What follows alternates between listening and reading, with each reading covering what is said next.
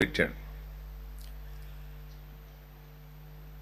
అలాగా నీ తండ్రి ఇల్లు విడిచి నీ బంధువుల యొద్ద నుండి బయలుదేరి నేను నీకు చూపించేటువంటి దేశానికి వెళ్ళు, అక్కడ నేను నిన్ను ఆశీర్వదించి నిశ్చయంగా గొప్ప జనం చేస్తాను, నీ ద్వారా సంతానాన్ని రప్పిస్తాను, వాళ్ళ ద్వారా భూలోకంలోని సకల వంశాలు ఆశీర్వదించబడతాయని వాగ్దానం చేసి అబ్రహాముని తానున్న ప్రదేశం నుండి కనాను ప్రాంతానికి దేవుడు తీసుకెళ్ళటం జరిగింది. దేవుడు చెప్పినట్టుగానే అబ్రహాము తండ్రి ఇల్లు విడిచి బంధువుల యొద్ద నుండి సొంత దేశం నుండి బయలుదేరి కనాను ప్రాంతానికి వచ్చి అక్కడ స్థిరపడ్డాడు. స్థిరపడ్డ తర్వాత అసలు అబ్రహాముని దేవుడు బయలుదేరదీసిన కారణం ఏం చూపించి అంటే, నిశ్చయముగా నేను గొప్ప జనముగా చేస్తాను అన్నాడు.